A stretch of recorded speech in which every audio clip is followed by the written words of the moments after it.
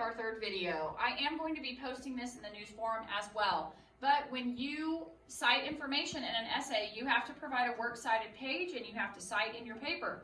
So I'm going to go back to week 3, even though we're on week 4, and remind you that I did a sample informative essay for you. So it is right here. Sample informative essay with color-coded citations and works cited page. So the question everyone always wants to know is, how did I come up with these works cited entries? So there's a couple of things you can do. In the second video, if you are getting your information from an EBSCOhost article, you can copy and paste the information over from EBSCOhost. So that's really easy, right?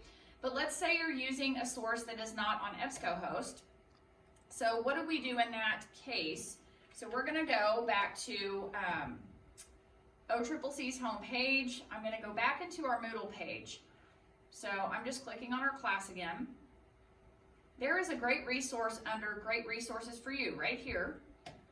I have talked about it one time before in a news forum post, but it's right here, MLA Quick Reference Guide. It says fall 2018. It is still current. If you are using a book by a single author, an anthology, a website, a journal, newspaper, or magazine in print, or an online database, this tells you right here how to make those works cited entries. The only mistake on this is that they should be double spaced. The Writing Center did this to save paper when students print it.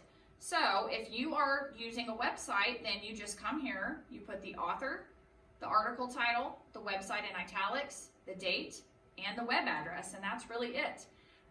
If you don't have an author, you are simply going to leave it out. That is one of the biggest mistakes I see students make.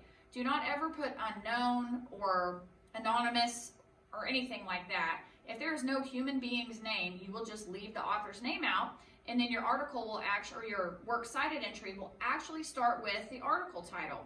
And that's why when you look at my paper, you will see that I actually have 3 out of my 5 sources start with titles, the 3 in the middle, because they didn't have authors on them. So that's okay if there's no author, just, you leave it out and you go on to the next thing.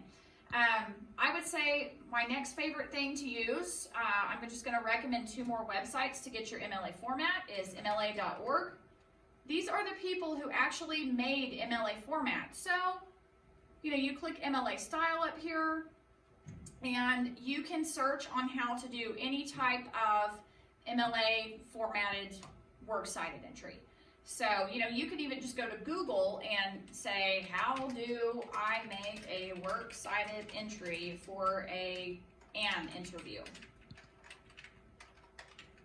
And it will come up and you just click on it basically. I want MLA.org, so I might just type that. Yeah, so MLA Style Center, so I just click on it and it takes me back to their website and it shows me how to do it right here.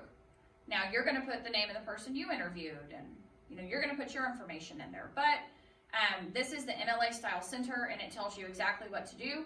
The other one's called the Purdue OWL, so I think this one's really useful too. So how do I cite a government document? Let's say you have a government document in MLA Style,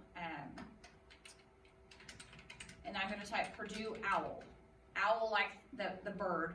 So again, you can just click straight on it and it will show you how to do that. So it's from Purdue University. So Purdue OWL and MLA.org are 2 other great sources. And then there are chapters in your online textbooks that also cover MLA. So all you have to do is whatever type of source you have, you just have to make your works cited entry exactly the way they tell you. And then you are going to arrange them alphabetically. So that's why I have Carter first. It starts with a C. Holistic is an H, institutional I, Our is an O, and then Zimmerman is a Z. And that's pretty much it. I cited from all 5 of these in my paper. So anytime you use information from your sources in your paper, you take the very first thing from your works cited page and you stick it inside of a parentheses right at the end. And so that's why I color coded using all these colors so you can see where I cited from my sources. So it should make sense, hopefully, how to do it. So I will be putting all of this in the news forum as well, but I just wanted to make sure that you understood how I did this. What I can tell you is that the first one, the second one, the third one, the fourth one, actually all of them, I used the Writing Center's guide, which is this one. So this is the one that's linked for you under Great Resources. I used number 3, and I formatted all of those using number 3. So I would insert my author, and then if I didn't have an author, I skipped it, and then you just do article title, website in italics, date, and web address, and that's it.